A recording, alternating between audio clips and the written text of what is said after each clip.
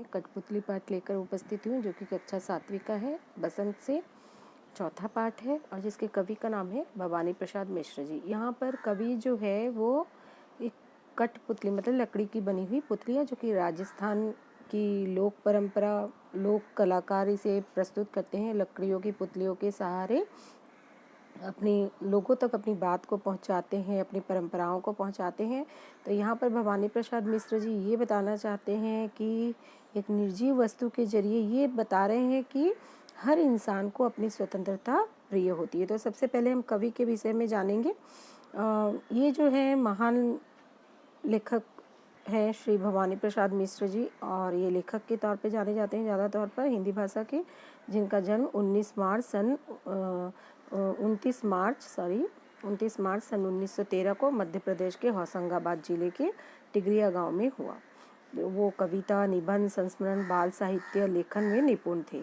इनकी प्रमुख रचनाओं में चकित है, दुख, नीली रेखा तक, तुकों का खेल, अंधेरी कविताएं आदि प्रमुख हैं।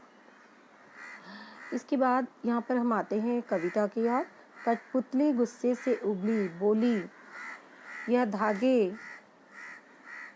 क्यों है मेरे पीछे आगे, इन्हें तोड़ दो, मुझे मेरे पाँव पर छोड़ दो। तो कठपुतली कविता की इन पंक्तियों में कवि भवानी प्रसाद मिश्र ने एक कठपुतली के मन के भाव को दर्शाया है। कठपुतली दूसरे के हाथों में बंधकर नाचने से परेशान हो गई है। आप लोग यहाँ पर चित्र में देख रहे हैं, काठ की पुतलियाँ बनी हुई हैं, उनके सर पर सूते झूल रहे हैं। तो इन्हें एक कलाकार जो अपनी उंगलियों पर नचाता है और वो सारे धागे तोड़कर स्वतंत्र होना चाहती है। तो वो गुस्से से कह उठती है कि मेरे आगे पीछे ये धागे जो बंधे हैं, इन सभी धागों को तोड़ दीजिए और मुझे मेरे पाँव पर छोड़ दो। मतलब मुझे अब बंधन नहीं चाहिए, मैं स्वतंत्र होना चाहती हूँ, ये वो कह रही है।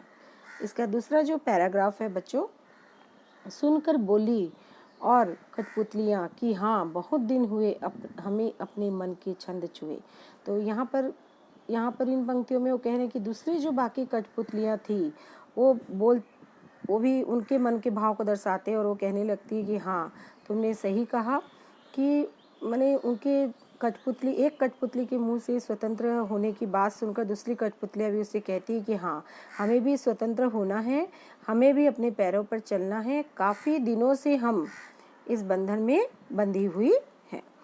आखिरी पंक्तियाँ जो है बच्चों, मगर पहली कठपुतली सोचने लगी यह कैसी इच्छा मेरे मन में जागी।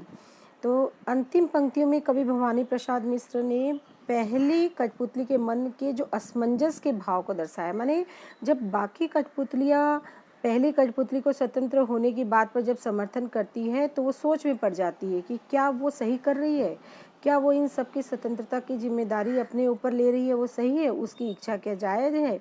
तो अंतिम पंक्तियों में वो कठपुतली के मनोभाव को समर्पित करते हैं। तो यहाँ पर इसके जरिए देखो, आप यहाँ पर चित्र में कठपुतलियों के हाथ में पैरों में धागे बंधे हुए हैं, इनको ये सिर्फ हमें दिखाई देता है और जो कलाकार होता है वो पर्दे के पीछे होता है और अपनी उंगलियों पर इन्हें नचाता है। और ये राजस्थान की लोक परंपरा है, इसे आप याद रखेंगे। तो एक निर्जीव वस्तु के जरिए उन्होंने सजीव मनुष्य के भी स्वतंत्र, हर कोई स्वतंत्र होना चाहता है, कोई किसी के अधीन नहीं रहना चाहता है, इस बात को कवि ने समझाया। बच्चों आप यहाँ से इस पीपीटी के जरिए इसके भावार्थ को भी लिख सकते हो, अच्छे से पढ़ो, थोड़ा समझो, ठीक है। धन्यवाद, आपका दिन शुभ हो बच्चों, बहुत बहुत धन्यवाद। घर पर रहें, सुरक्षित रहें।